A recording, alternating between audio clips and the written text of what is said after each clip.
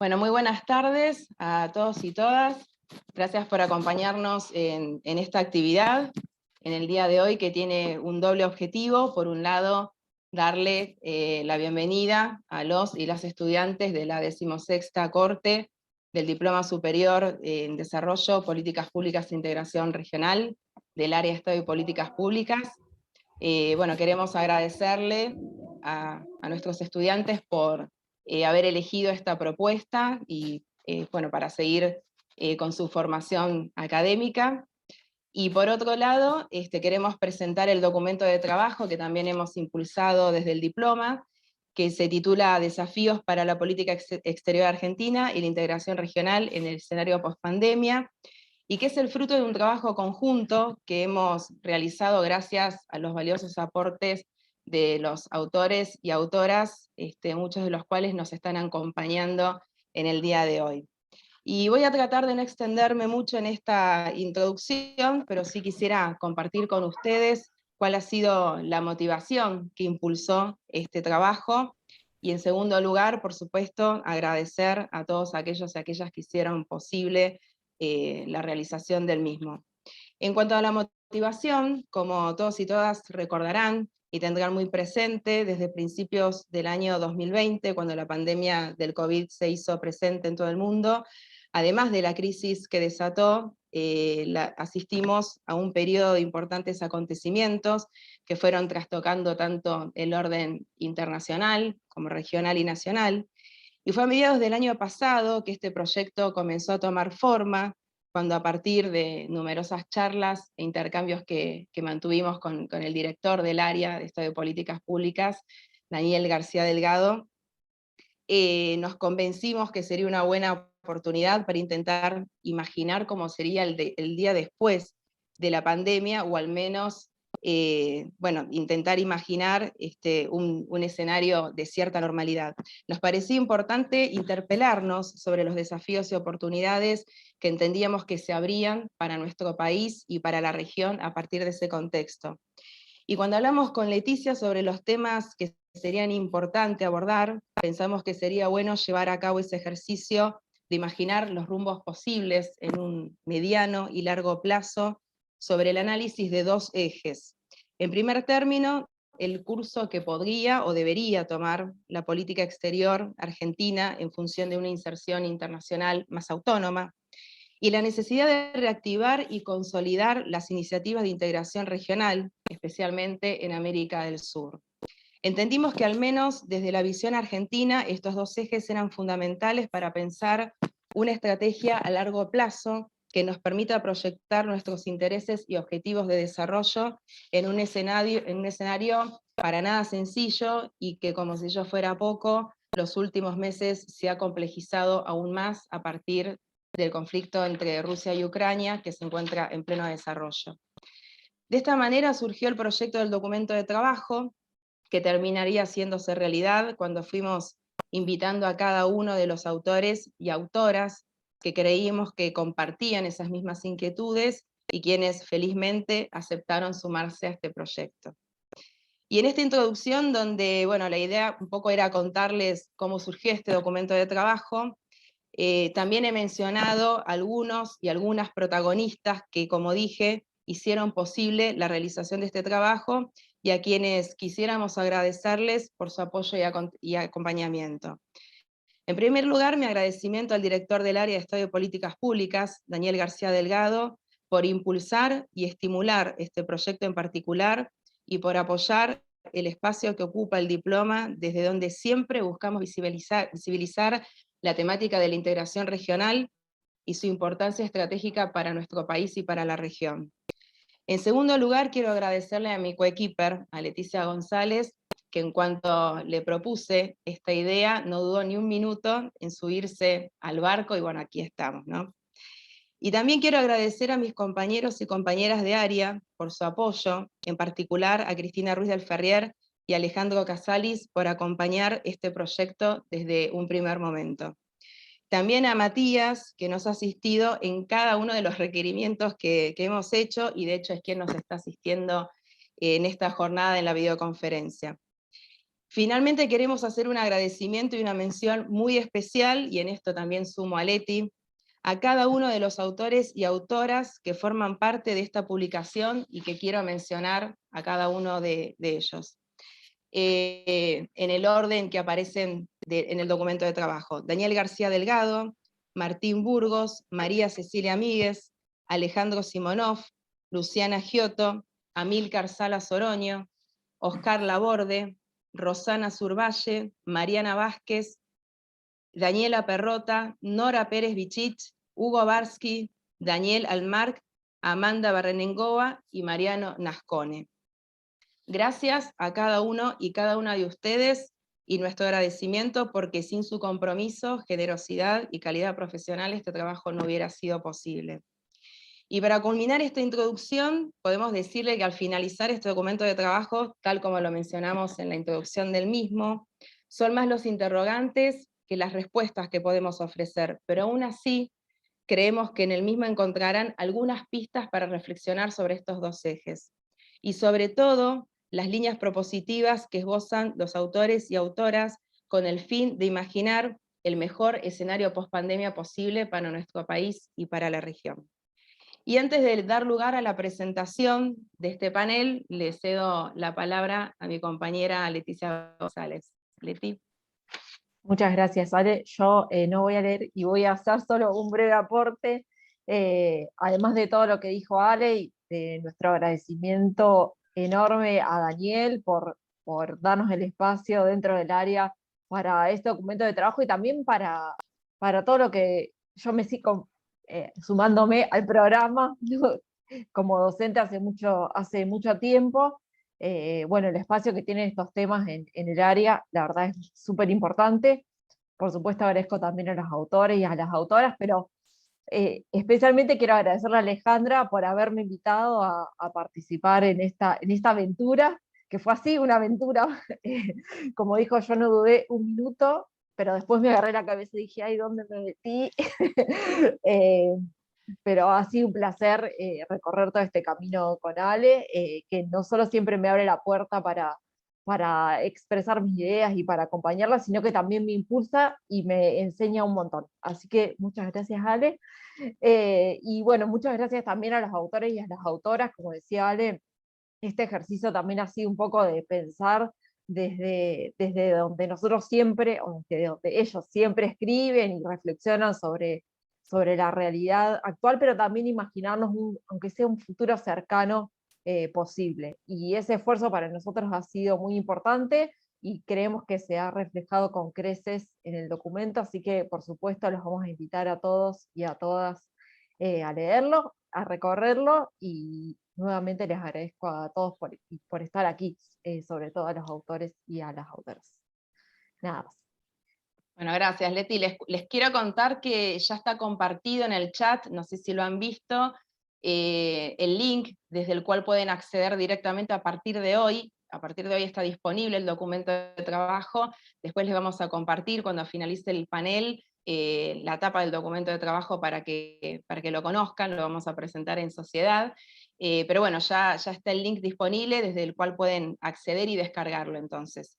Bueno, ahora sí, entonces vamos a dar comienzo a esta primera jornada. Tenemos pensada realizar otra un poquito más adelante, esta primera jornada que va a abordar el primer eje del documento de trabajo sobre la política exterior argentina, y para este panel hemos convocado a 3 panelistas de lujo: María Cecilia Míguez, Martín Burgos y Oscar Laborde, a quienes le agradecemos mucho su participación.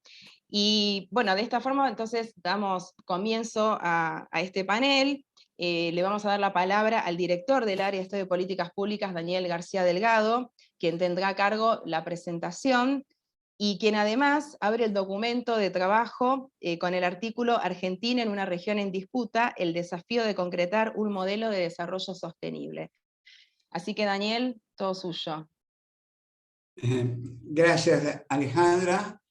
Bienvenidos todos y todas a este evento. Mis más cálidas felicitaciones para las coordinadoras del trabajo, a Alejandra Raskovich y Leticia González, por la excelente obra, y para mí el sorprendente siempre diseñador Ignacio Fernández Casas por el gran diseño de este trabajo. Tengo una especie de doble rol de presentar y agradecer a todos los que han contribuido al libro Desafíos para la Política Exterior Argentina y la integración regional en el escenario post-pandemia, y al mismo tiempo expresar algunas de las ideas que manifesté en el artículo que presenté en el mismo, bueno, por tener una parte del protagonismo con los demás autores, en algunas ideas que pueden llamarse Argentina frente al desafío del desarrollo y una inserción internacional autónoma.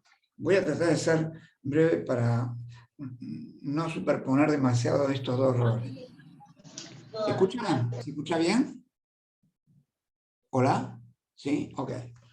Bueno, contextualmente, la Argentina se encuentra en una situación muy compleja y difícil.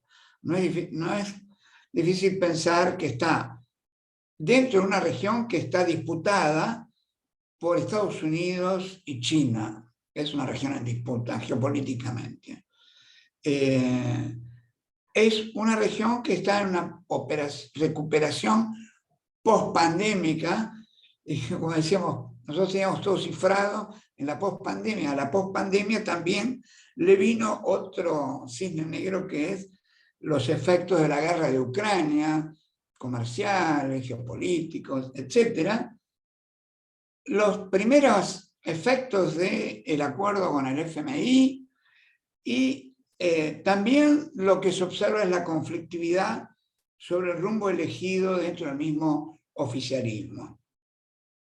En este contexto tan complejo, ¿cuál sería un rumbo estratégico para un desarrollo sustentable inclusive y una inserción regional e internacional autónoma? Me parece que ambas cuestiones están ligadas por el efecto de la soberanía, de la autonomía. Empiezo por la primera. ¿Cuáles serían algunos vectores de este rumbo estratégico en las relaciones internacionales? Pienso que el primero podría ser la apuesta a un bloque regional a tener una voz. En un mundo de grandes países continentes, de bloques en conflicto, se requiere en la región tener una voz que la exprese, una presencia e identidad en este mundo que nos reconoce solo como países separados, donde la región es más pensada desde fuera que desde dentro, y no desde un pensamiento situado. Esta posibilidad de bloque se potencia hoy, por eso la menciono, la presidencia pro tempore de la CELAC, de Alberto Fernández, de nuestro país, por el liderazgo progresista que ha impulsado AMLO desde México hacia el sur, por la probable asunción como presidente de Brasil de Lula, también incluso de Petro, la izquierda en Colombia, y de todos los países miembros de esta segunda ola progresista que se instaura post-pandémicamente y que intenta encontrar un rumbo que le permita generar sustentabilidad, justicia para su pueblo, derechos, frente a situaciones de partidos de derechos que se radicalizan y grupos económicos y mediáticos concentrados, el poder real, que intenta reducir esta capacidad de regulación del Estado en complicidad con los poderes judiciales. Este bloque, tener una voz, identidad y agenda propia, y con el bloque se trata de desplazar también a la OEA como el ámbito de intermediación de la agenda política, comercial y militar de América Latina, pero que es controlada por Estados Unidos, y de tener un foro latinoamericano. O sea, tiene esa doble objetivo. En esta segunda ola progresiva, me parece que también, como segundo punto, me parece la necesidad de tener medidas audaces. Tomo algunas referencias en la AMLO y Lula de estos últimos días, Creo que ambos proponen medidas fuertes en términos de promover no solo el bloque, sino Lula de promover una moneda digital común, que es uno de los efectos impensados de la guerra de Ucrania, que ha sido la utilización del dólar como instrumento militar. En el caso de México, de hacer centro en la CELAC, que tiene un acuerdo con China, de tener posiciones antiarmamentistas que tanta violencia y muerte generan en México frente a Estados Unidos, y por la nacionalización del litio. También la Argentina ha colaborado en ello, en salir del Grupo de Lima, buscar la normalización de Venezuela, al nombrar, o al estar por nombrar un embajador, que estamos cerca nuestro en este panel, y mostrar reparos a que algunos países como Cuba, Venezuela o Nicaragua no estén en la reunión de la Cumbre de las Américas en Los Ángeles, o asimismo que Rusia, la Federación Rusa, no esté en el G20. Y asimismo una intensa actividad, quiero destacar, de la Secretaría de Malvinas, en sus 40 años de la guerra, en visibilizar nuestros derechos y soberanía sobre las islas, teniendo una posición, mostrando al mismo tiempo la posición antinacional del macrismo al respecto de la soberanía de las islas, con las últimas declaraciones o revelaciones Fordador y Duncan del libro de Duncan. En este objetivo de tener un bloque autónomo que ayudaría al desarrollo del comercio interno, se trata también de apostar a tener alianzas estratégicas globales que puedan traducirse en inversiones, en infraestructura, tecnología, comunicación, y que sean a su vez demandantes de nuestros recursos. Ya dijimos, si la primera es el bloque regional, la segunda es lo global, la ruta de la seda, entrar a las BRICS y a su banco de desarrollo, creo yo, que potenciaría, abriría a la Argentina y a la región. Estaríamos en nuestras velas puestos con los vientos de la historia que hacen de la región del Pacífico la de acumulación más potente e influyente, sin tener necesariamente una vocación imperial. Sin abandonar por ello una política de acuerdo con la mayoría de los países, estar abiertos también con Estados Unidos, con la Unión Europea y con todas aquellas organizaciones, partidos progresistas y de izquierda en favor de un recambio de la globalización neoliberal, unipolar, y en favor de un cuidado medioambiental. Ahora bien, para no ser ingenuos, no es coherente con ello, con estas cosas que he manifestado, el bloqueo que se hace de sectores de nuestro gobierno a la construcción de Atucha 3, tanto por sectores de nuestro gobierno, desde el FMI, que no quieren ingresos en yuanes, o de la embajada misma, por la penetración tecnológica en China. Atucha 3 repotenciaría una sitial de punta en el tema nuclear, exportador para fines pacíficos, y también energéticos en un momento de crisis energética. Tampoco es coherente, o muy coherente, de aceptar las operaciones que se hacen de la embajada y los medios contra las aerolíneas argentinas, sin respuesta por parte del gobierno, o como también la jefa del Ejército Sur contra el Observatorio Espacial Compartido con China en Chubut, siendo que la Unión Europea también tiene uno en Mendoza, o las operaciones contra los puertos logísticos que se intentan hacer en Ushuaia, en conexión con la Antártida, y aún mismo el parate de las represas del sur. Toda esta región, como vemos, está también en disputa para el poder dominante, es parte de la geopolítica del Atlántico Sur.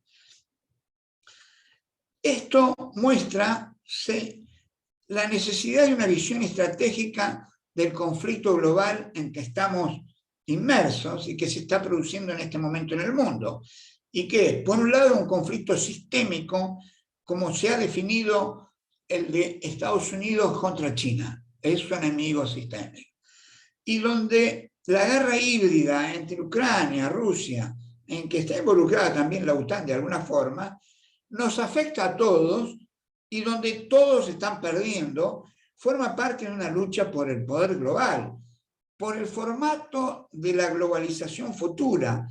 La globalización unipolar está mutando hacia la multipolaridad y esta lucha de alguna manera intenta impedir la multipolaridad y retrotraernos a la unipolaridad.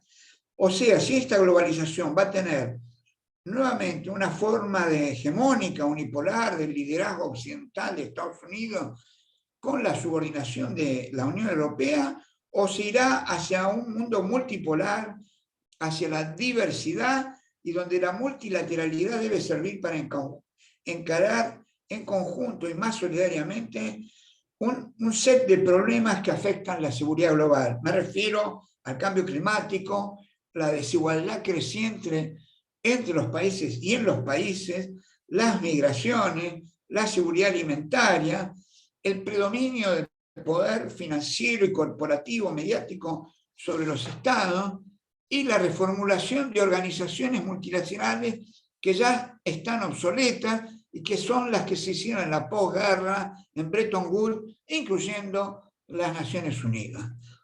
3. La necesidad de tener coherencia para una visión estratégica de transformación en este momento. Es decir, el tener una visión de no alineamiento activo, como fue expresado en los documentos de Puebla inicialmente, y que fue expresado en las votaciones en la ONU por México y Brasil sobre no excluir a Rusia de la Comisión de Derechos Humanos, pero allí nuestra posición, la posición argentina, no fue tan coherente de votar en conjunto con los que son nuestros aliados naturales. Insistir solo en 2 de 4 términos doctrinarios que debían guiar nuestra decisión. Tanto porque no había prueba fehaciente de lo que se acusaba, tanto porque nuestros aliados regionales y otros países de la CELAC se habían abstenido, como porque a los varios argumentos de la integridad territorial y derechos humanos había que incorporar el de seguridad nacional, en ese caso de la Federación Rusa, ya que ese principio fue el que evitó la guerra nuclear en la crisis de los misiles entre Estados Unidos y la Unión Soviética hace ya algunas décadas. Aceptar este criterio, haber aceptado este criterio por Ucrania y la OTAN, hubiese evitado la guerra híbrida actual. Y asimismo, no ver críticamente que estos actores que denuncian y sancionan están no buscando la paz, no desescalar, sino dando armas y generando nuevas sanciones donde no hay apuesta a esfuerzos diplomáticos para lograr la paz. Entonces, el no alineamiento activo para nosotros en la región es no comprar un relato de guerra fría, de buenos y malos, de democráticos que defienden los derechos humanos en doble estándar, como si fuera una lucha del bien contra el mal, contra las autocracias selectivas que no respetarían los derechos humanos. Nos ayuda y se corre el riesgo de emblocarnos nuevamente en la agenda de Estados Unidos y la NATO, de otra manera menos visible y casi naturalizada, pero no menos real, porque la NATO es una organización que no es defensiva, como se la definió en un primer momento, que ha pasado a fase ofensiva en la extensión de la Europa del Este, también contra China, y también nos puede llegar a alcanzar. Veamos.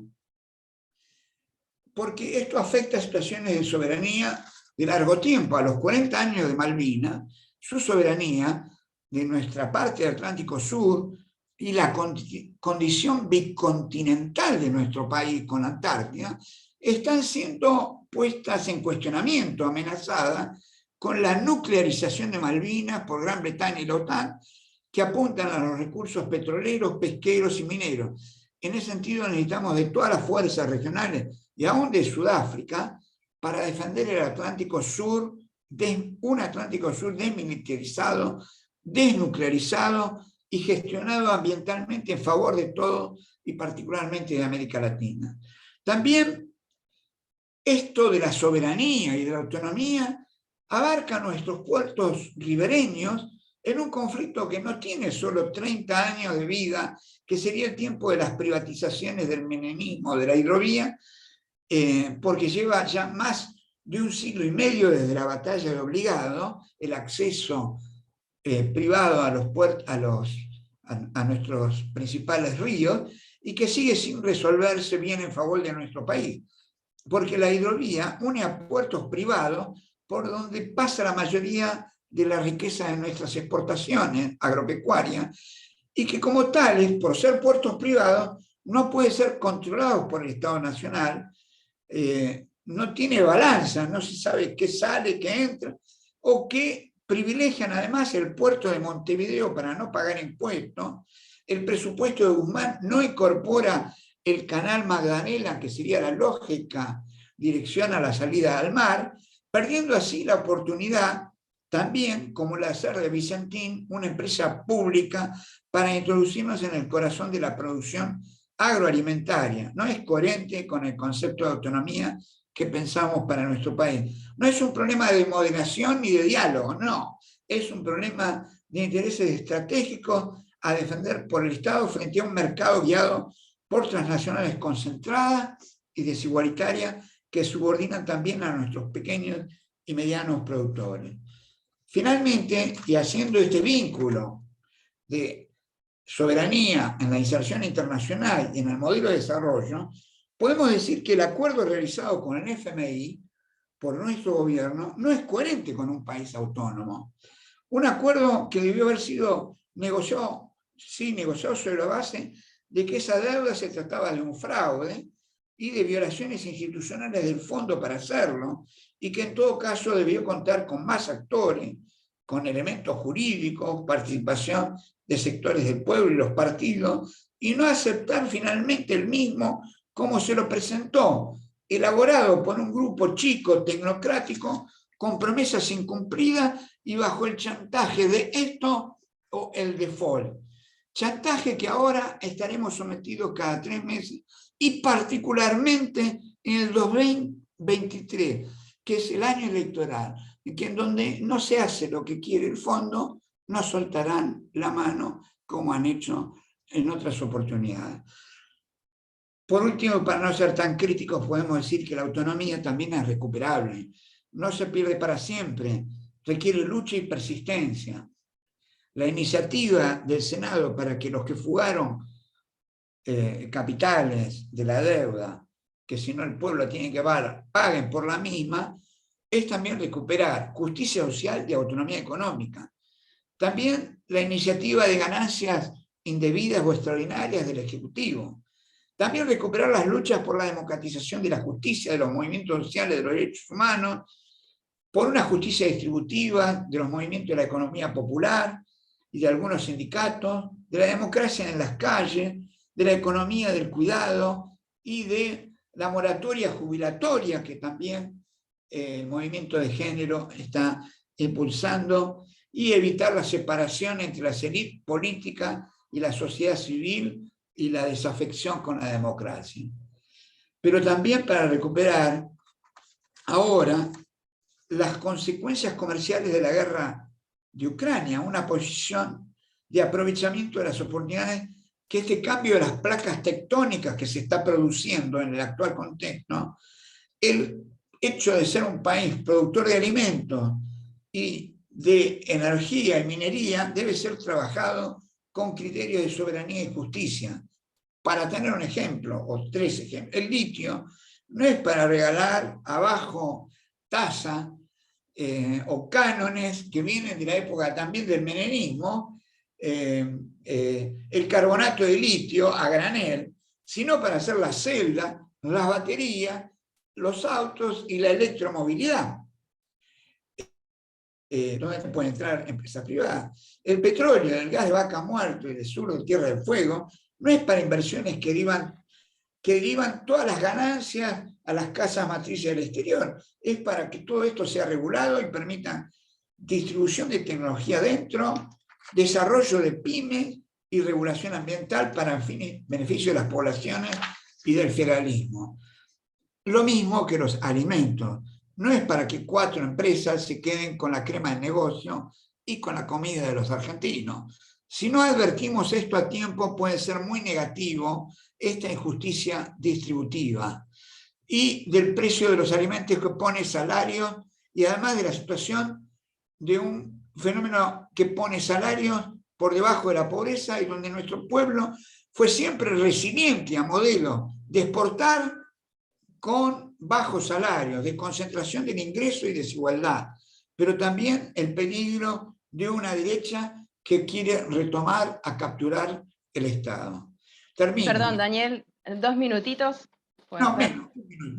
Estamos a tiempo de retomar un rumbo estratégico que suponga tanto una inserción internacional autónoma como un modelo de desarrollo sustentable e inclusivo. No tenemos mucho, pero tenemos, y en ese sentido creo que la academia, nos incluimos en este momento y en este evento, también es un actor importante para iluminar este camino emancipatorio, insumiso, para generar debate, divisar cuáles son las mejores políticas públicas y ayudar a definir los intereses de los argentinos y latinoamericanos frente al relato de los medios, de las grandes corporaciones que buscan concentrar y generar un mundo desigual y ajeno. Muchas gracias.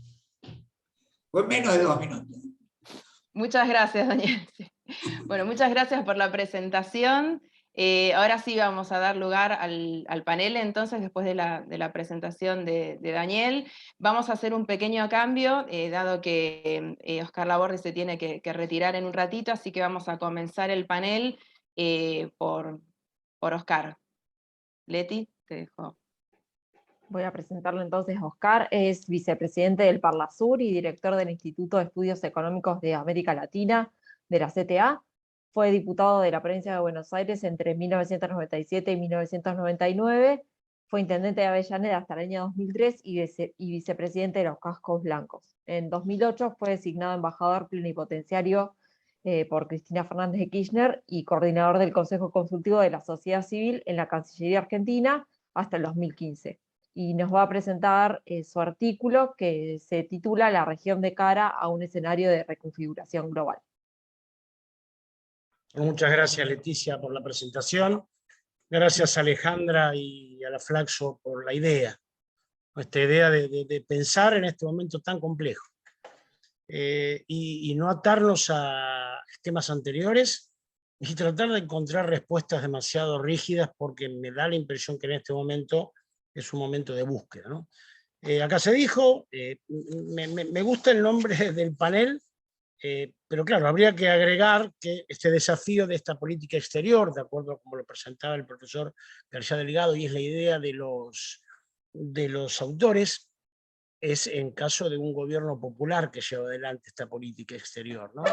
En los países dependientes no tienen política exterior aséptica, que pueda ser, digamos, acordada sin un contenido fuerte de, digamos, una condición nacional y popular.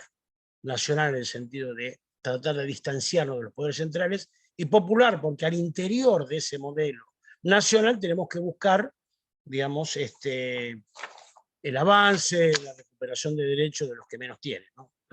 Yo me paro de ahí, lo hablé con Alejandra cuando ella me invitó a participar. Yo no soy un especialista en política internacional, soy un militante que pretende intentar interpretar la política internacional para llevar adelante el proyecto popular en nuestro país, ¿no? Con la comprensión profunda que es absolutamente ingenuo creer que uno puede desarrollar un modelo propio nacional si no tiene en cuenta la región y el mundo, porque esto interactúa permanentemente, ¿no? Entonces, ya plantear que un desafío de una política exterior y la integración regional, ya estamos incluyendo un concepto de lo que queremos, ¿no? Es una política exterior para un país que se propone libre, justo y soberano, una patria que interactúe con la patria grande. En ese caso sí hablaremos de cuál es la política exterior para eso, porque que esté en disputa la región significa que hay otros modelos de política exterior para otro modelo de nación y de país, ¿no? Entonces nos paramos claramente, por lo que entiendo, en esa idea de trabajar, de interpretar el mundo, un mundo que aparece ahora con la guerra en Ucrania, con la pandemia, surgir cosas que venían perfilándose, ¿no? Efectivamente, como acá se decía, es lo principal la disputa entre Estados Unidos y China. Nada se puede explicar en lo que pasa en el mundo, nada, si no parcialmente se tiene en cuenta esa disputa, incluso la guerra en Ucrania. Es un mundo que ha dejado de ser bipolar con la caída de la Unión Soviética. Tal vez sea un desafío para la Flaxo pensar un poco qué dejó la caída de la Unión Soviética en este mundo, ¿no? Digamos, pareciera que es antiguo el debate, pero yo creo que hay que pensarlo y que evidentemente no es unipolar, ¿no? A pesar de la pretensión de los Estados Unidos. Es un mundo multipolar. Entonces, lo principal, esto se lo escuché hace mucho decir a Hugo Barsky, es ser un polo en un mundo multipolar. En eso sería la esencia de lo que nosotros debemos ser. En un mundo que cada vez es más, digamos, cada vez afirma más las integraciones regionales, ya lo vamos a ver que por qué nosotros necesitamos ir a eso, hay que ser un polo en un mundo multipolar. Y entonces evitar la tentación de ser furgón de cola o dependiente o aliado incondicional de los Estados Unidos, pero también de China. ¿No? Porque aparece una cosa un poco, digamos, yo diría hasta infantil, pensar que los chinos van a solucionar todos nuestros problemas. Incluso el profesor García Delgado hablaba del acuerdo con el FMI. Cuando va el gobierno, en ese momento estaba tramitándose y negociándose el acuerdo con el fondo, los chinos le advierten, eso me lo comentó el embajador en China, de Argentina, que ni vayan si no firmaba el acuerdo con el fondo. Entonces, esperar que los chinos vayan a solucionar nuestros problemas es una candidez, ¿no? Entonces, ni con Estados Unidos, que es la tentación y la práctica muy habitual de nuestras élites, de alinearse, yo diría incondicionalmente, porque sinceramente es muy difícil de probar en qué nos sirve a nosotros un alineamiento incondicional. Entonces, en este mundo donde lo principal, insisto, es esta confrontación, aparecen otros actores de peso, ¿no? Para hacerlo más complejo, ¿no? Aparece Rusia claramente, la recuperación con el gobierno de Putin de un nacionalismo. Rusia es una nación expansiva, imperial, siempre lo fue.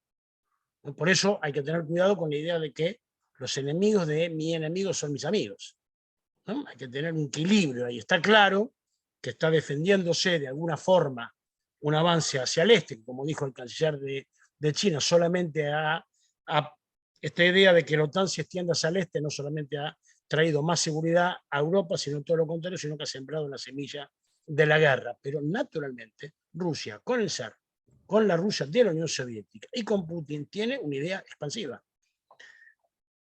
Hay que considerar a ese país, hay que considerar que la Unión Europea está buscando nueva autonomía. A mí me parece de la peor manera, porque está, digamos, generando la posibilidad de que surja una ultraderecha en el interior de Europa por este conflicto que se involucra, muy empujado por los Estados Unidos, pero donde pretende generar una autonomía justamente a partir de este conflicto. Está el Commonwealth, que va a volver a ser un actor con el Brexit, me parece, hay que considerarlo. Está India, está Turquía, está Sudáfrica, son todos actores que hay que tener en cuenta. Y después los nuevos agrupamientos, ¿no? Los BRICS, la Organización de Cooperación de Shanghái. Entonces, en este mundo tan particular, aparece en las Naciones Unidas, aparece la expresión máxima del multilateralismo absolutamente obsoleta.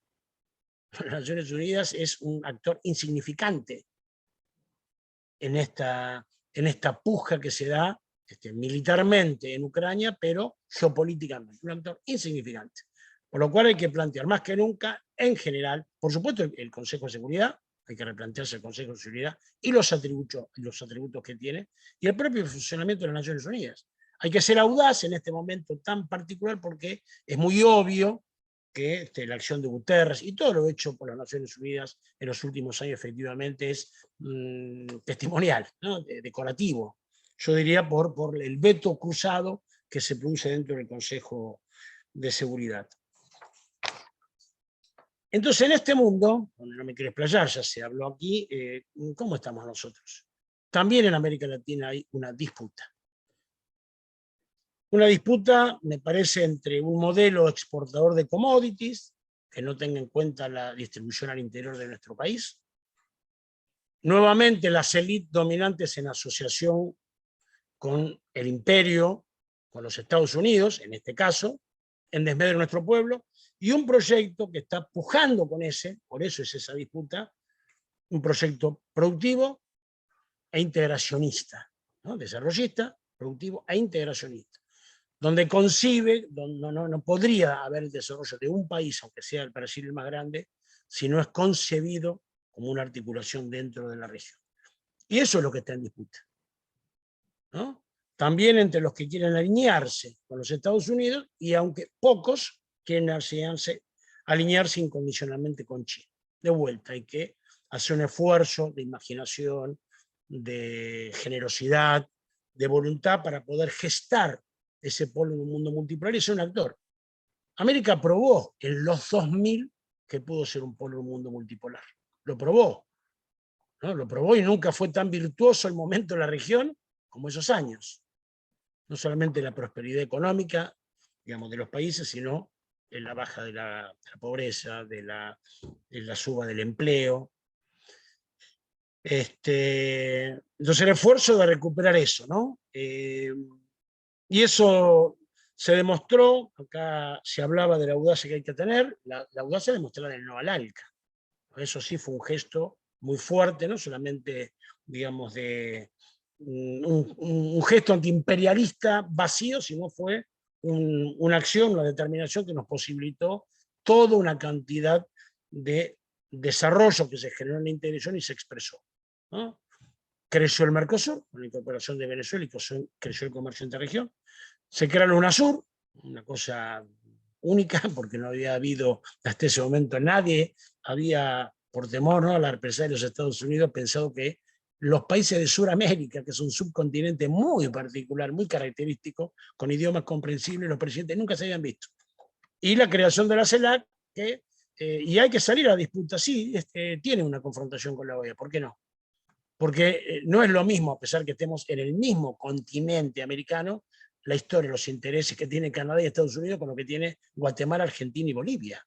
Eso es más que evidente, es decir, las asociaciones no se hacen por ubicación geográfica, sino por intereses.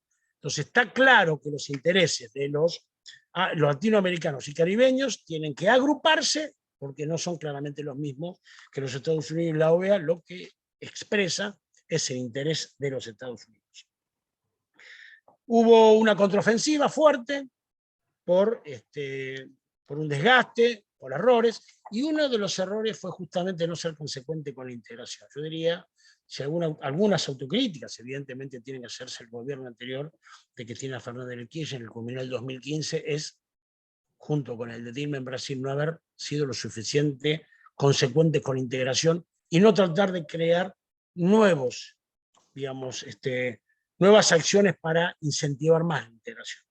Hubo errores propios, hubo un avance muy fuerte de la derecha y hubo una contraofensiva. Una contraofensiva que no se transformó en irreversible, ¿no? Parecía que aquellos 15 años, 16, 17, no importa, que fue una época, ahora venía la contraofensiva conservadora y esto iba a ser un paréntesis en toda una historia de dominación. Y no fue así. Ellos, con la derrota electoral del 2015, y yo digo también acá, los militantes como yo tenemos que pensar que los que dicen que es lo mismo perder que ganar, eso no es así, ¿no? Lo producido en el 2015 demuestra claramente que no es lo mismo perder que ganar. Se puede perder, pero no es lo mismo perder que ganar, porque luego de esa derrota electoral con Macri efectivamente se aceleró la contraofensiva conservadora que se venía dando desde la destitución de Zelaya en el 2009. ¿Por qué no es irreversible? ¿Por qué no se puede instalar, como hubo en otras épocas, bueno, otro ciclo de 15, 20 años ahora de gobiernos conservadores?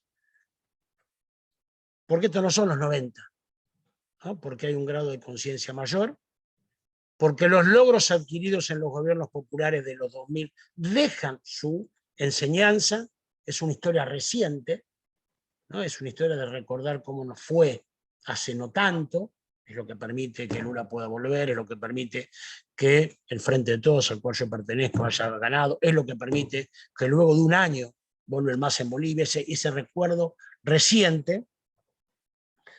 Entonces hay otra conciencia y también hay y tal vez eso es lo que nosotros debemos pensar.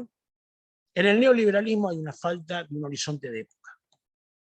La principal debilidad que hoy tiene el neoliberalismo, que a diferencia de los 90, por eso tampoco son los 90, no lo son por el aumento de la conciencia popular, pero tampoco lo son por lo atractivo de las propuestas neoliberales.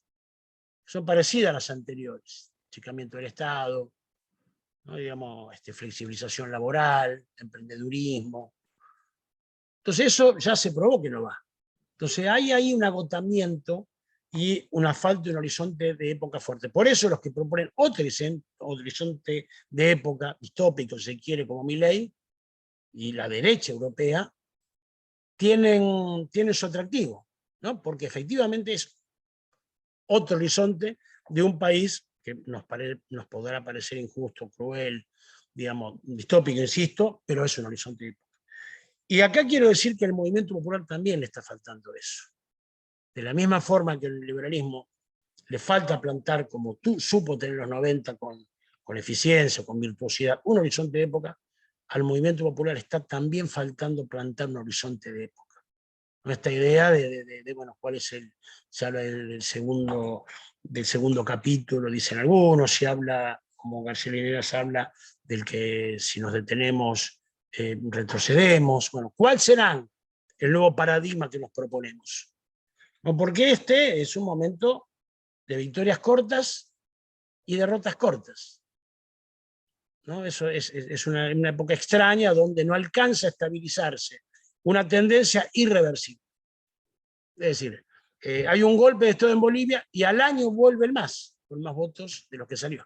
Hay un triunfo electoral en Perú y es muy posible que no termine, no el mandato, que no termine el año el presidente que ganó. Hay un triunfo en Argentina y ya hay una división dentro del Frente de Todos y hay, bueno, posibilidades que una derecha que parecía hace 2 años que no volvería nunca, tiene posibilidades matemáticas, políticas y reales de volver. Entonces, me parece que ese momento de victorias cortas y derrotas cortas va a haber una circunstancia que es el triunfo electoral de Lula, donde puede afirmarse una tendencia de avance del progresismo. ¿No? Porque finalmente si nosotros nos proponemos reinsertar la región, ahora voy tratando de decir qué me parece que habría que tener en repensar la región, Brasil es un actor incuestionable. Perdón, 2 minutitos, puede ser. Bueno, entonces, digo, acelero entonces. Creo que el Mercosur tiene que repensarse, 3 ejes, hacer la fábrica Mercosur, yo diría, son industrias selectivamente, digamos, preparadas para poder, lo más eficiente es crear empleo y más distribución con cadenas de valor. Segundo, el rol del Estado, cada uno de los integrantes de este Mercosur, que deberá incorporar a Bolivia y deberá retomar a Venezuela en su interior, deberán tener el Estado con un rol muy importante, y la tecnología, ¿no? Y creo que habría que pensar en una concepción bioceánica. Entre las cosas que tenemos que modificar, América del Sur es bioceánica y nunca se concibió bioceánica, y nosotros en este momento, donde el sudeste asiático atrae muchísimo al comercio, ¿no? Debemos concebirnos de manera bioceánica. Por último, en UNASUR creo que hay que repensarlo, en el sentido que difícilmente pueda tener unanimidad para poder funcionar. Creo que hay que, con Brasil será, digamos, relanzado, pero hay que pensar que el funcionamiento que tenía la UNASUR en aquel momento, el momento virtuoso de UNASUR, tal vez haya que hacer algún ajuste para que pueda estar el Mercosur ampliándose con Venezuela, Bolivia y mejorándose, la UNASUR y por supuesto la CELAC en el rol que decíamos. Hasta acá. Bueno, gracias, Oscar, muchas gracias. Lo liberamos, nos había dicho que se tenía que retirar más o menos en este horario, así que le agradecemos muchísimo su participación, y por supuesto la participación en el documento de trabajo. Muchas gracias. Les comento antes de continuar con el panel, que bueno, pueden dejar sus preguntas para los panelistas y la panelista a través del chat, así cuando termina la ronda de las exposiciones ya podemos leer sus preguntas, así que a través del chat ya pueden ir dejando sus consultas, Y voy a volver a reiterar el link, no sé si alguien más lo había pedido, para que puedan acceder y descargar el documento de trabajo. Así que ahora sí continuamos, Leti, con el panel. Bueno, vamos a darle la palabra entonces a Martín Burgos. Martín es licenciado en Economía por la UBA y magíster en la Escuela de Altos Estudios en Ciencias Sociales de París, Francia. Es doctorando en Desarrollo Económico por la Universidad Nacional de Quilmes y coordina el Departamento de Economía Política del Centro Cultural de la Cooperación. Y nos va a presentar su artículo Argentina, el FMI y la Agenda Multilateral. Bueno, muchas gracias. ¿Me escuchan bien ahí?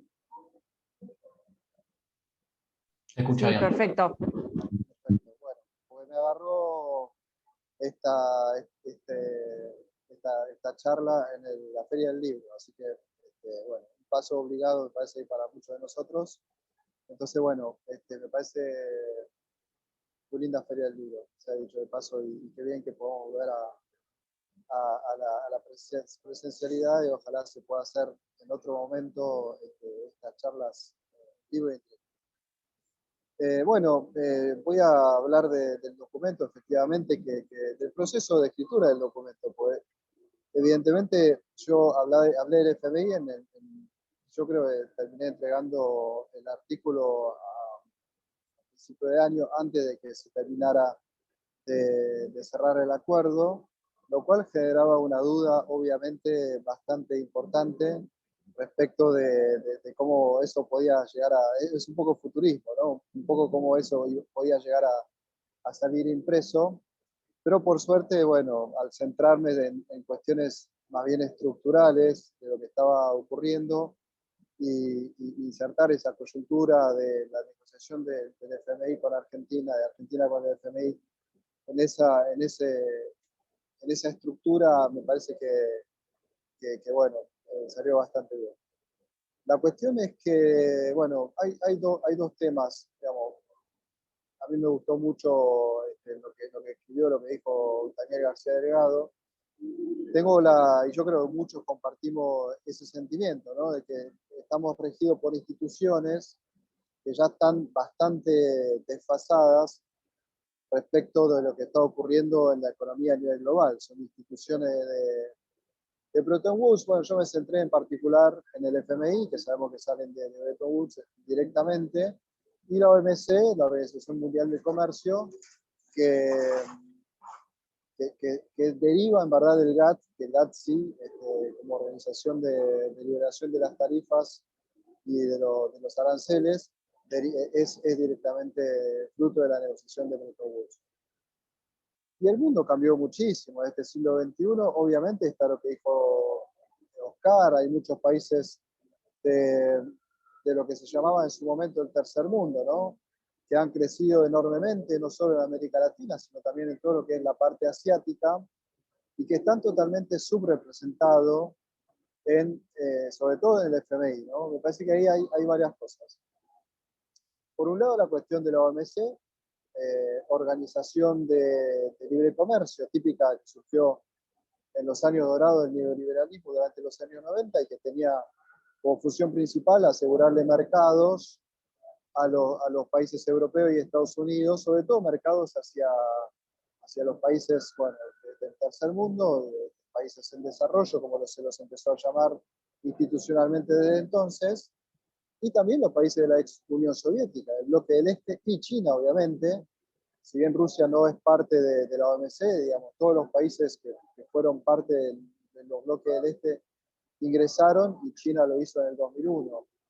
Se esperaba en ese momento que hubiese sido un poco, digamos, sobre todo a nivel de lo que fue China, ¿no? Con mercado interno enorme, que hubiese sido efectivamente un avance enorme de las inversiones y del comercio occidental, aprovechándose de la apertura, de la grieta que se estaba armando en China alrededor de su incorporación a la OMC, para que sea toda pura ganancia para las empresas occidentales.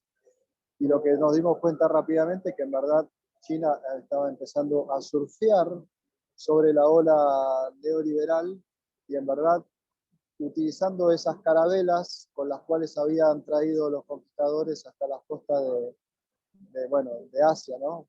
Sabemos que Cristóbal Colón buscó siempre las Indias, pero bueno, esas carabelas del libre comercio que tenían que venir a invadir, digamos, comercialmente China, en verdad las ocuparon los chinos y fueron al revés. Ellos utilizaron las carabelas y los indios, los chinos, fueron a conquistar Europa, fueron a conquistar Occidente, ¿no? En términos, para poner un poco una metáfora de lo que fue pasando en los años 2000, fue eso. Entonces, ese avance del comercio chino, junto a otras cosas, obviamente, como fue la manifestación de Seattle en 1999, la crisis que se produjo en la OMC en ese entonces, la ronda de Doha. Doha es un lugar en medio del desierto, digamos, lo hicieron ahí en el 2001 para evitarse cualquier problema, cualquier manifestación, y obviamente en un país con fuerte impronta represora para evitar cualquier problema. Bueno, esa ronda terminó fracaso, es decir, nunca se terminó de cerrar esa ronda de negociaciones. Entonces, bueno, la OMC entró rápidamente en una especie de decadencia, sobre todo cuando empezó con Trump, el propio Estados Unidos, implementándose después de la crisis del 2008, implementándose ellos mismos el proteccionismo para enfrentar lo que se venía, que eran el avance no solo de China, pero de los países asiáticos en general. Pero la OMC es un bicho distinto que el del Fondo Monetario Internacional, porque es el que organiza, más o menos democráticamente, diríamos, el comercio. Obviamente siempre aparece un momento, como en la ONU, ¿no? Un lugar donde se concentra el poder, en la ONU el Consejo de Seguridad, y en la OMC lo que son los paneles que fueron directamente bloqueados por Estados Unidos durante la presidencia de Trump, inmovilizando entonces todo lo que es la OMC, o el corazón de lo que es la OMC. El FMI es totalmente distinto porque ahí no es un organismo multilateral donde una voz vale un voto, una voz, digamos, un país vale por un voto, sino que ahí los votos ponderan en función del peso económico de cada país, y es decir, que Estados Unidos, y obviamente así como la OMC organiza el comercio mundial, el Fondo Monetario Internacional termina organizando, ser parte de la organización de las finanzas internacionales, de ahí su importancia. La cuestión es que Estados Unidos tiene un peso muy importante en la economía mundial, ya lo sabemos, pero también en el Fondo Monetario Internacional. Lo que está pasando últimamente es que los países asiáticos no están bien representados dentro de lo que es los votos dentro de lo que es el poder interno, digamos, del Fondo Monetario Internacional, se encuentra desbalanceado. En el sentido que las sillas, los votos del Fondo Monetario Internacional tienen un peso predominantemente occidentales. Por eso Martín Guzmán, cuando fue a negociar, fue sobre todo a Estados Unidos y a los países europeos, cuando hoy sabemos que la mitad del PIB global está en Asia. Estados Unidos China tiene 18% del PIB global, así como Estados Unidos, pero solo tiene 6% de los votos en el Fondo Monetario Internacional. Y esto es una pelea de fondo que se está dando, obviamente. Un ejemplo de eso es obviamente lo que ocurrió con Georgieva, la directora del Fondo Monetario Internacional el año pasado, cuando Estados Unidos le empezó a hacer una especie de golpe de Estado, en las propias palabras de Joseph Stiglitz, denunciándola por algunas actitudes, algunos actos que tuvo cuando estaba en el Banco Mundial a favor de China. En verdad eran unos actos que lo único que hacían era concederle a China lo que a China se le debe, es decir, otorgarle el peso que tiene efectivamente, que tiene que tener en las decisiones a nivel global, a raíz del peso económico real que tiene en la economía global. Entonces, bueno, se está sintiendo cada vez más esa interna dentro del poder del Fondo Monetario Internacional. Las negociaciones argentinas llegan en ese momento, en ese lugar, podríamos seguir un poquito más, ¿no? ¿Qué pasó desde que se escribió el artículo, ahora que se publicó? La negociación llegó a buen puerto. Yo creo que, digamos, siempre iba a ser una negociación difícil, nunca va a ser una buena negociación, en el sentido que la deuda era impagable, sigue siendo impagable, salvo que es impagable dentro de 4 años, lo cual en 4 años nos permite volver a encontrarnos con el Fondo Monetario y ver bien si las cuentas, efectivamente, si a nosotros nos da para avanzar y en qué momento, en qué lugar nos encontramos. Así que bueno, desde ese lugar yo creo que se cumple un poquito alguna de las premisas o de las impresiones que se daban en el artículo, de que en caso de acordar no iba a ser un buen acuerdo. No obstante, era muy difícil pensar que no se iba a acordar. Eso yo creo que, digamos, un poco de costado, pero es necesario mencionarlo. Obviamente eso generó, dentro de lo que es la coalición gobernante en Argentina, una discusión profunda, que yo diría que va más allá del propio debate sobre el Fondo Monetario Internacional, sino que va a cuestiones de la política, de la construcción de la coalición, y obviamente de quiénes, de cómo es la unidad y quién tiene que representar la unidad de la coalición gobernante, lo cual me parece obviamente algo muy ponderable, digamos, mencionarlo, si bien uno tiende a pensar que eso se tendría que haber, o por lo menos las condiciones del 2019 hasta acá han cambiado. En el 2019 Alberto Fernández aparecía como el candidato de la unidad y pareciera que hoy no lo es tanto, o por lo menos eso habría que revisarlo en la política concreta, en la política económica sobre todo, donde se están centrando todas las atenciones. Así que bueno, no quiero ser muy largo, simplemente comentar lo que es el artículo, resumir un poquito. Para los que quieren un poco más de información, obviamente pueden ir ahí directamente, hay algunos números sobre esas cuestiones. Pero bueno, eventualmente yo me gustaría poder escuchar a los demás participantes y si hay preguntas, los estaré escuchando y estaremos respondiendo después de las charlas. No quiero dejar de felicitar a los compiladores del trabajo, ¿no? Sabemos que siempre es una tarea difícil correr detrás de los autores para que cumplan con sus compromisos. Así que muchas gracias a las dos. Muchas gracias, Martín. Y para nosotros es difícil, pero para ustedes también recibir el bombardeo nuestro también, así que de los dos lados del agradecimiento.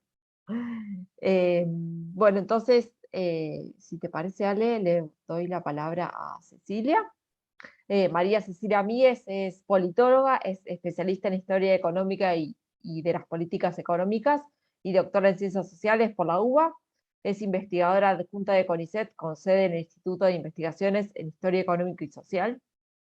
Y el artículo que integra el documento de trabajo es La validez del concepto de autonomía para pensar la política exterior de la Argentina hoy.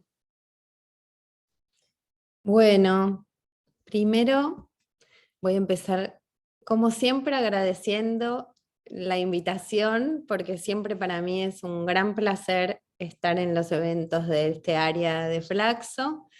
Lo hago de verdad con mucho gusto, escucho a mis colegas y aprendo muchísimo siempre.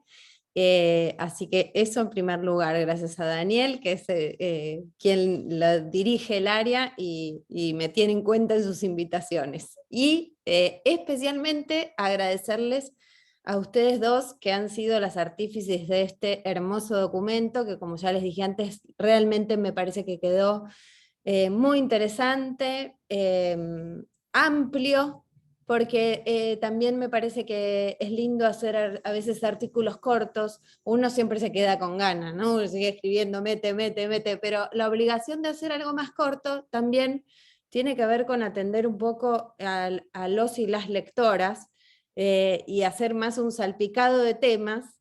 Total, después se puede profundizar, y ahí me encontré en el índice a mucha gente querida, amigos y amigas, Así que casi que tenía más ganas de recomendar los artículos de los demás.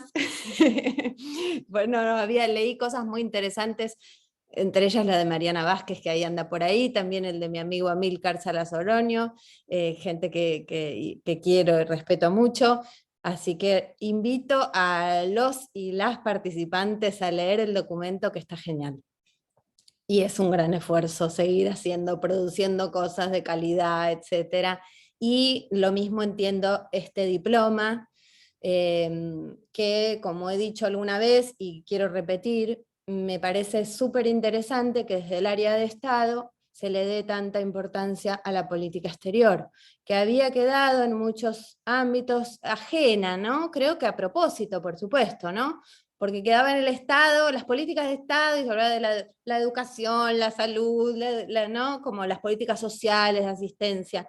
Pero casualmente la política exterior quedaba ahí como por afuera, para dejarnos afuera quizás a la mayoría de esa reflexión, o para desapegarla, ¿no es cierto?, de todos los condicionantes que tiene internos, y sobre todo del carácter que tiene para un país como el nuestro, o para una región como la nuestra, que no es el mismo carácter que tiene en otros lados, ¿no?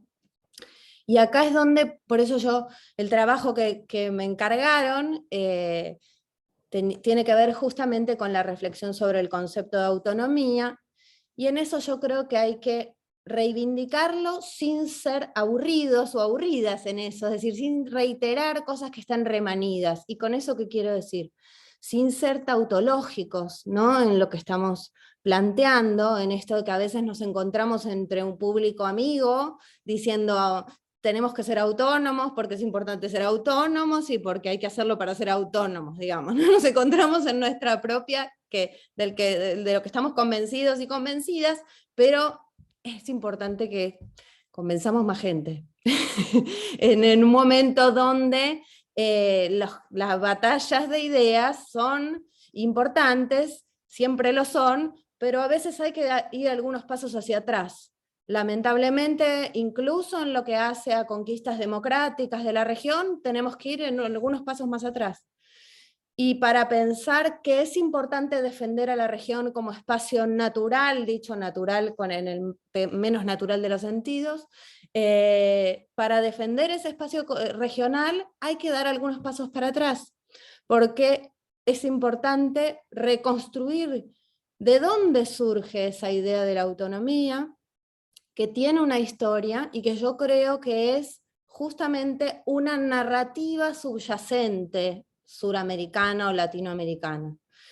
Y que es a partir de esa narrativa, que no es común a todos los actores, que no es común a todos los sectores, sino que creo que es la narrativa de los sectores populares y la narrativa de los protagonistas incluso, y las protagonistas de nuestro proceso de la independencia, y es la narrativa de la construcción del siglo XX, de la expansión de los derechos, ¿no es cierto? Y es la narrativa de los populismos en sus diversos modos del siglo XX, y ha sido retomada como narrativa de la patria grande en el siglo XXI, y que es posible reconstruir esa línea histórica, no como algo borrando sus matices, ¿no?, sino como aquel lugar desde donde nos afirmamos para seguir construyendo.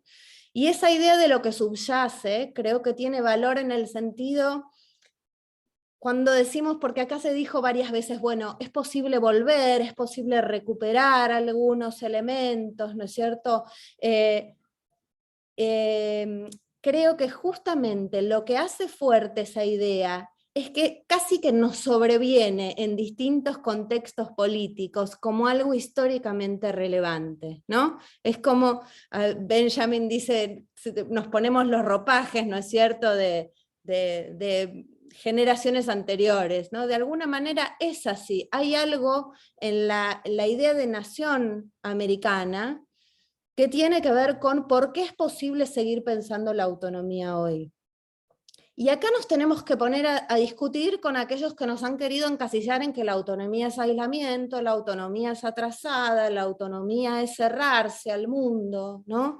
Todo ese relato construido por la academia, ¿no?, y reproducido fuertemente por los medios de comunicación y en muchos ámbitos educativos. Y eso no nos queda otra que remitirnos a la historia para demostrar que la base de la cuestión de la autonomía está profundamente asociada a la cuestión de la dependencia. Es su contralor, digamos, ¿no? Es decir, ¿por qué a nosotros nos importa la autonomía? Hay países donde eso no les importa, no tienen que conseguirla.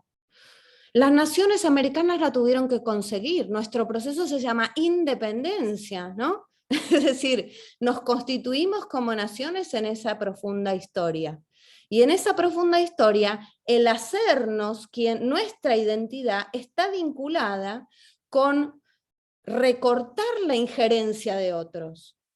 Es decir, disminuir o terminar con, ¿no es cierto?, el dominio que ejercen otros sobre esa circunstancia. Y siempre el dominio que ejercen otros nunca es algo desde afuera, siempre es algo en asociación con sectores internos.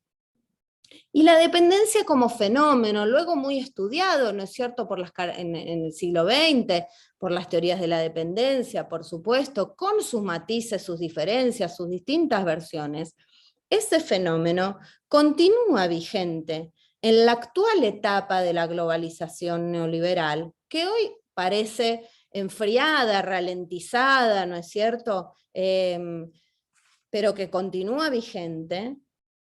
Esa relación de dependencia que hace a nuestra primarización en la inserción internacional y fundamentalmente al privilegio con el que se siguen haciendo las inversiones en los países latinoamericanos, y además en cuanto a los vínculos que se establecen entre sectores internos, tanto del poder económico como del poder político, a la hora de tomar decisiones.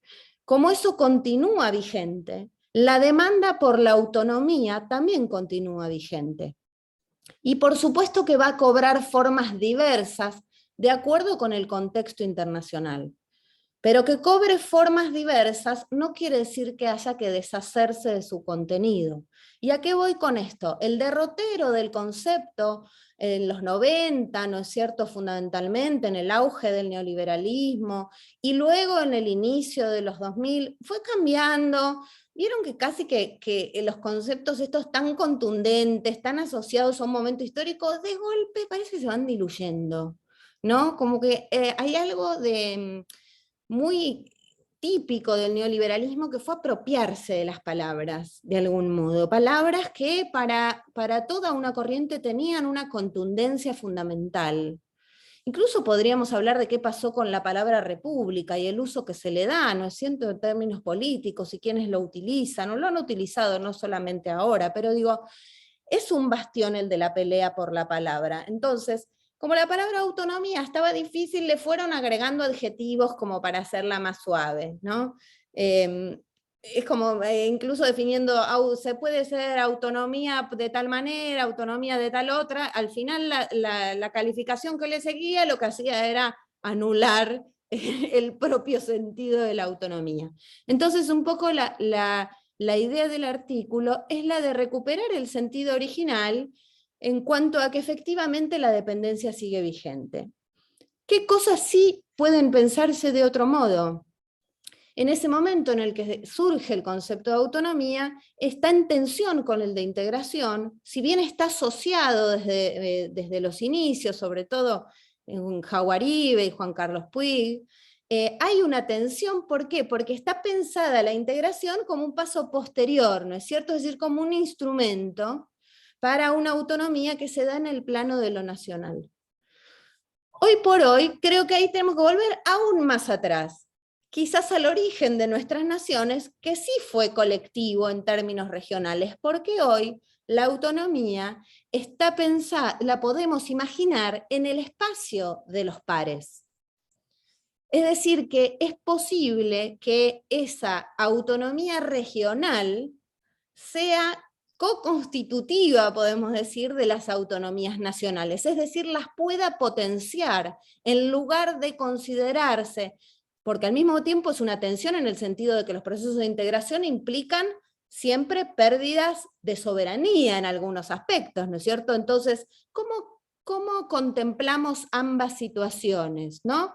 La de pérdida de soberanía en algunas cuestiones, pero aumento de la autonomía en otras. Y es porque tengo que recuperar el concepto de autonomía que hace a la disminución de la injerencia de los grandes poderes mundiales, que termina impactando en la posibilidad de toma de decisiones de los países de la región. Y algo de esto tiene que ver con lo que decía Daniel de construir una voz. Esa voz hoy tiene que ser colectiva.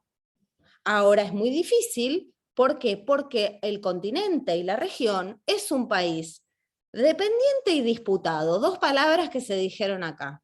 Y disputado no solo significa, como dije recién, que están Estados Unidos y China tratando de penetrar del modo más beneficioso en los mercados, sino que a su vez se establecen vínculos con empresarios, asociaciones, sectores políticos, que también se ven enfrentados. Y termina pasando casi que si hoy interpretáramos la política, los grandes dilemas de la política, los podríamos interpretar en términos de clivajes regionales, es decir, quiero decir, que atraviesan los límites nacionales. Por eso vemos esos puentes entre el macrismo y la calle Pou, entre el hijo de Bolsonaro que dice qué bien, qué interesante Milei, ¿no? El Frente de Todos, que está a la expectativa del triunfo de Lula. Eso nos está dando la pauta, y quiero decir, no es novedad, porque si pensamos en nuestra independencia, en la guerra unitarios y federales, si pensamos en que después del bombardeo de la plaza en el 55, esos terminaron en Montevideo, digamos, si pensamos en eso, existe una política del Cono Sur, al menos, donde realmente es posible construir ese entramado de alianzas que superan el plano de lo nacional y que tienen que ver con la reivindicación de demandas históricas de estas naciones, que por supuesto, como decíamos como también decía Laborde, no solo son nacionales, sino que además son democráticas. Entonces ahí además entra a jugar la importancia que tiene, y esto no es menor y también se dijo, ganar las elecciones. No es algo menor. Este país no resiste otro gobierno de Juntos por el Cambio, al menos desde mi opinión. Nuestro pueblo no lo resiste ya, ¿no? Es decir, los niveles que estamos viendo, ¿no es cierto?, de destrucción de estructura productiva, que luego es muy difícil remontar, y de sectores que van quedando afuera y afuera, ¿no es cierto?, de aquellos que consideramos básico y elemental, ¿no?, y cuyas consecuencias son de verdad muy graves en todo sentido. Entonces, teniendo en cuenta esto, yo había pensado esos 3 ejes para pensar el concepto de autonomía: el origen en relación al concepto de dependencia, la tensión y cómo se amiga con el concepto de integración, y en tercer lugar también su vinculación con la idea de la neutralidad. Pero que es una neutralidad que no tiene que ver con el no compromiso ante determinadas cuestiones, sino que es una neutralidad que nos ubica por fuera de las disputas entre las potencias, ¿no? Es decir, no es que no nos importan los temas, o que nos dan lo mismo, sino que pretende históricamente la región mantenerse apartada de esa injerencia, ¿no? Entonces, ahí está la defensa de la solución pacífica de las controversias, de la no injerencia, como un elemento central, y que es muy difícil de sostener, digamos, como región y de llevar adelante con una OEA como la que tenemos en este momento, que es completamente funcional, ¿no es cierto?, a la idea de los Estados Unidos para la región. Por eso la Argentina, incluso cuando, por ejemplo, en el caso de derechos humanos ONU, ha votado en algunas cuestiones de una manera, en OEA lo hace de otra. Y eso también tiene que ver con lo que significa ese ámbito de la OEA hoy, ¿no es cierto?, con lo que ha sido, por ejemplo, en el caso de el golpe de Estado en Bolivia. Entonces, en ese ámbito es muy difícil, incluso algunas cuestiones que la Argentina quiere defender, ¿no es cierto?, que son más difíciles digamos, de juzgar. Por ejemplo, lo digo porque la Argentina hoy preside, ¿no es cierto?, lo que es el Comité de Derechos Humanos en ONU, y eso es una responsabilidad para una tradición, ¿no es cierto?, que tiene la Argentina en la materia. Ahora, en la OEA, donde es la OEA de Luis Almagro, es muy, la doble vara es moneda corriente. Bien. El otro aspecto que quería destacar es que también en la tradición de la política internacional de autonomía está la tensión entre pragmatismo y posibilidad. Siempre estuvo. Es decir, no es que es una posición que ha defendido, digamos, cualquier política por fuera de lo que el contexto permite, porque siempre hay que medir las condiciones en las que se establecen determinadas políticas. El pragmatismo es una digamos, una recomendación fundamental. Hoy podríamos pensar en la relación con Brasil, ¿no es cierto?, que es tan compleja y con tanta distancia entre las orientaciones de uno y otro gobierno. Pero tiene que abrir posibilidad. Y para abrir posibilidad, aquí se habló también, ¿no es cierto?, de tomar algunas decisiones poco, vamos a decir, poco frecuentes. Yo digo las hazañas, ¿no?, para decirlo casi en forma poética, es decir, sin hazaña no hay autonomía para estos países. Se habló del no al ALCA, ¿no es cierto? Sin esa cuota, es una cuota, no es un salto al vacío necesariamente, pero sin esa cuota de hazaña, no la hay, porque en sí mismo una política de autonomía para estos países implica poner en cuestión el statu quo del orden internacional. Entonces, es una hazaña. Y esa hazaña solo puede ser colectiva y apoyada democráticamente. Por eso digo, de los dos lados. Por un lado la región, fundamental, para que esa voz tenga peso. Y por el otro lado la legitimidad que solo da grandes mayorías que apoyan y acompañan. Porque los poderes con los que hay que disputar son muy grandes. Y yo pensaba, cuando recién hablábamos del Fondo Monetario y esta negociación, etcétera, qué difícil esta negociación habiendo perdido la elección en el medio. Entonces, no digo que eso sea la explicación, pero digo, si lo que tienen los gobiernos populares a su favor es ese caudal, si pierden el caudal, es muy difícil que puedan oponerse a esos grandes poderes que están esperando que les vaya mal, por supuesto. Ahí haciendo todo lo posible, con sus instrumentos, poderes judiciales, los medios, etcétera, ¿no? Bien.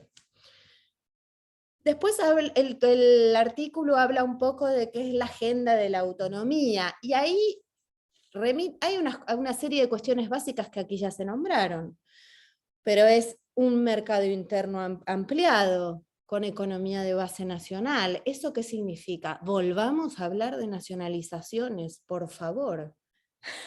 Realmente, por eso digo, vayamos algunos pasos para atrás. Aquí se nombró la cuestión del Paraná y la hidrovía, se nombró Vicentín, se nombró el proyecto de México con el litio, se nombró Atucha 3, pero ahí quiero señalar algo. En el contrato que aún se desconoce absolutamente sobre Atucha 3, no sé si hay transferencia tecnológica. Y debe haber transferencia tecnológica, porque el área de tecnología nuclear es un área que la Argentina tiene bagaje. Si vamos a comprar todo, entregar todo, aún con una importantísima inversión como es esa, que me parece que es fundamental, también entramos en un problema, porque uno de los aspectos de la autonomía, el último, es el desarrollo científico-tecnológico. Entonces, ese es un aspecto que me parece importante. Cuando decimos economía de base nacional, es que efectivamente haya control de resortes centrales de algunos puntos nodales de la acumulación en manos del Estado. Y acá vuelvo a la cuestión del Estado. ¿Por qué? Porque en estos países los únicos momentos en los que se le ha puesto reparo a las grandes élites económicas y a los intereses más depredatorios fue a partir de la consolidación de la intervención del Estado. Entonces, en nuestros países, el fortalecimiento del Estado es central para recuperar esos resortes. Ahí aparece una segunda cuestión, que es la soberanía en la protección del territorio y los recursos. Se nombró, ¿no es cierto?, la Secretaría de Malvinas, con una labor importantísima, importantísima, otra vez, volviendo unos pasos para atrás, hay que volver a sostener la soberanía sobre las Islas Malvinas, volver a explicar que esa militarización del Atlántico Sur es un horror para nuestro continente, poder volver a un reclamo que muestre al mundo lo que significa el colonialismo hoy, siglo XXI, y que nos pone en riesgo como región. Porque si realmente hoy que volvemos a estar en riesgo de una escalada de una guerra, ¿no es cierto?, donde las potencias occidentales podrían decidir, ¿no es cierto?, hipotéticamente ingresar, bueno, nosotros tenemos una base extra OTAN en el sur de nuestro país.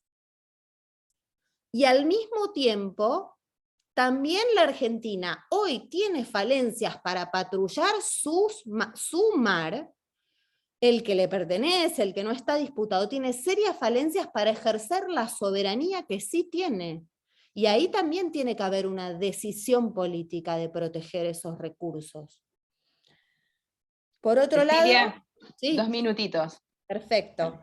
Gracias. El control sobre movimientos de capital e inversiones. Siempre decimos, está muy bien que el tema capitalista, los capitales necesitan su incentivo, claro que sí. Y está muy bien que así sea.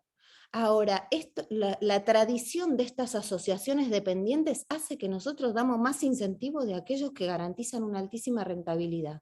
Entonces, depende de nuestros gobiernos qué incentivos se dan, ¿no es cierto? Y en qué condiciones se dan esos incentivos.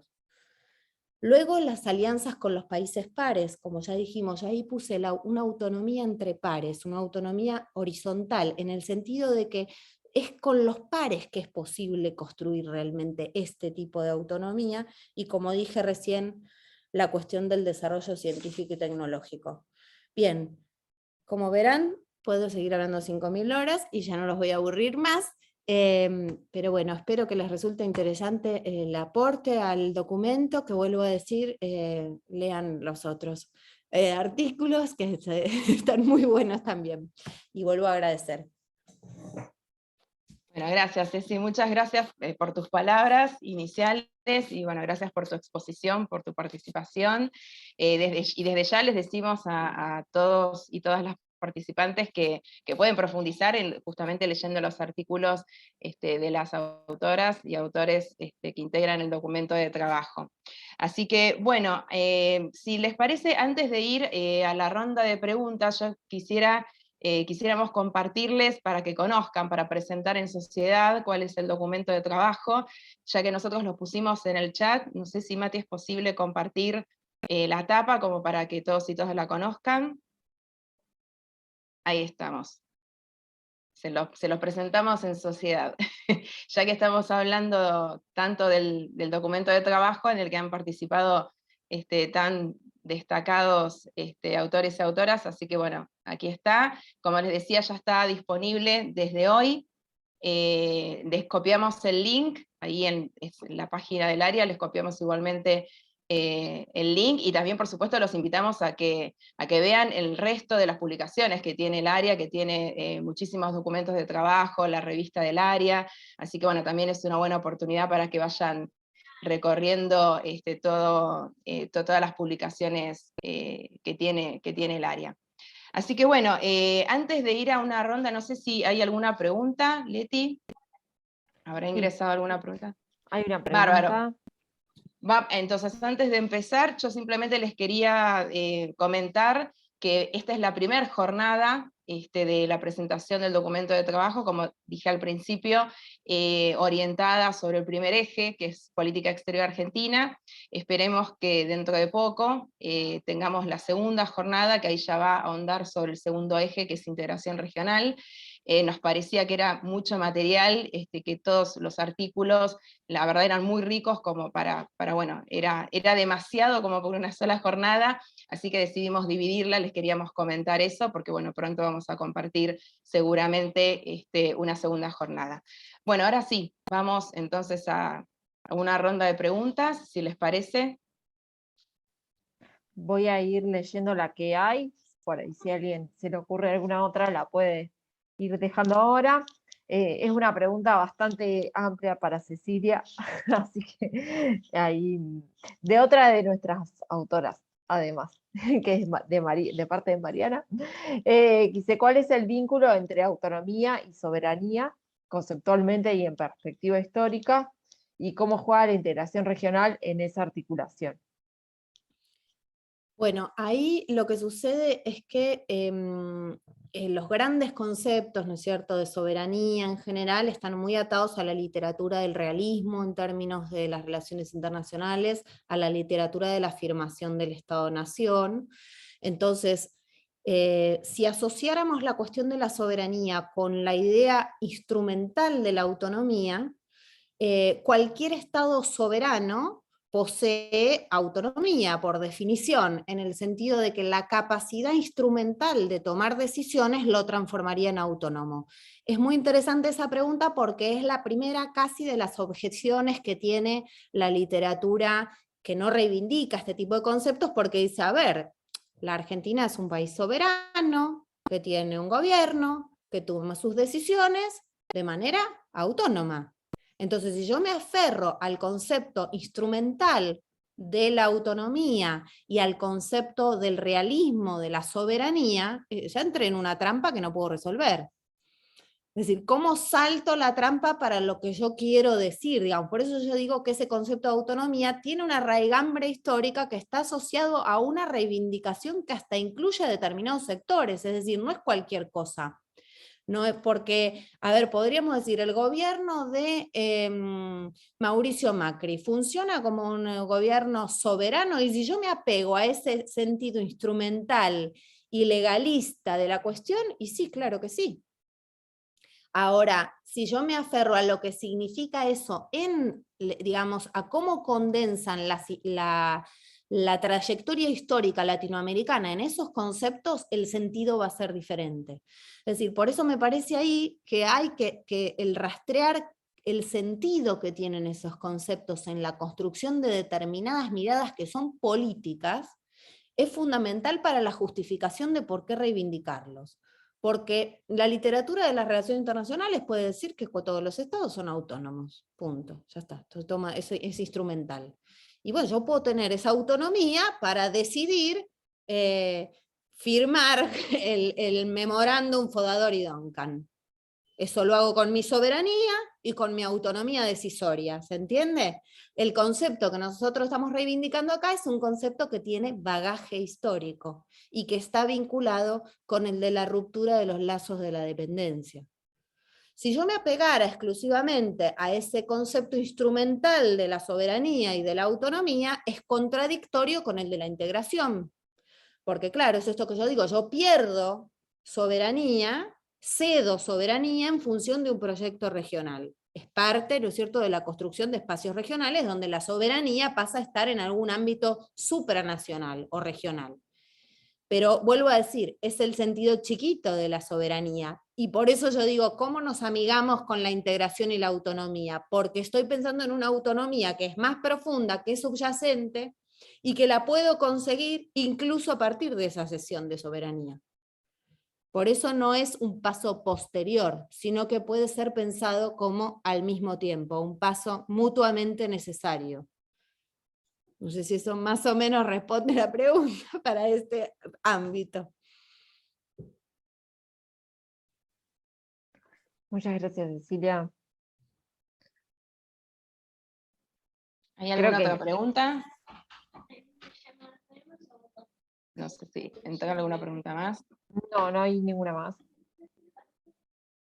Bueno, no sé si les damos la posibilidad, si alguno de los autores o autora, o panelista, quiero decir, o panelistas, quiere agregar algo más.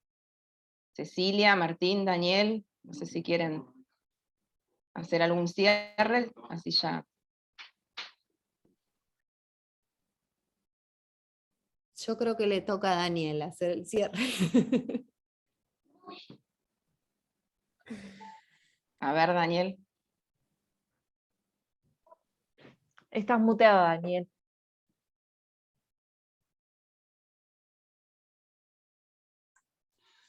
Este concepto de autonomía está siempre bajo el conflicto de riesgos y oportunidades.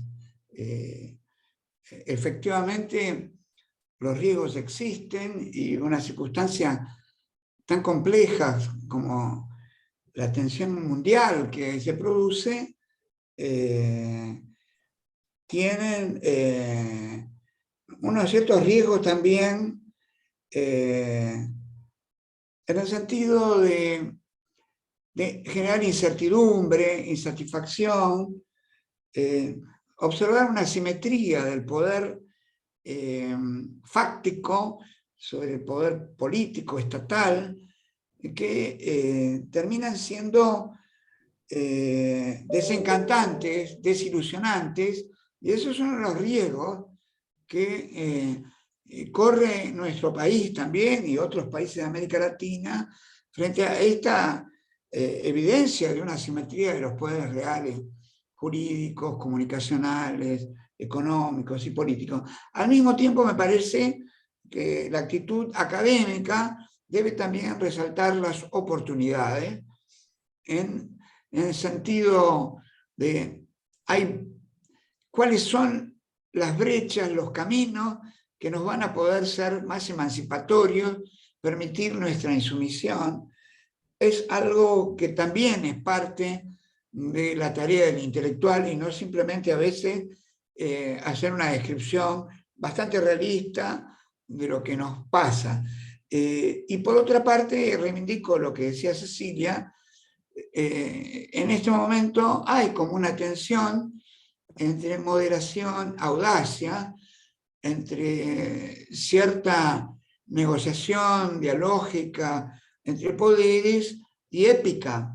Y me parece que la autonomía y la construcción de un bloque regional, una voz en un mundo multipolar, requiere de cierta audacia, requiere de cierta épica, porque son en esos puntos que recrean una historia y recrean una comunidad, en aquellas donde nos afirmamos y nos proyectamos. Si queremos tener un país y una región mejor, más feliz, más justa y más autónoma, también tenemos que recordar esos momentos de hazañas épicas como posible en estos momentos particulares en que a veces pareciera ser que el dominio de las decisiones son de otros o de pequeños grupos.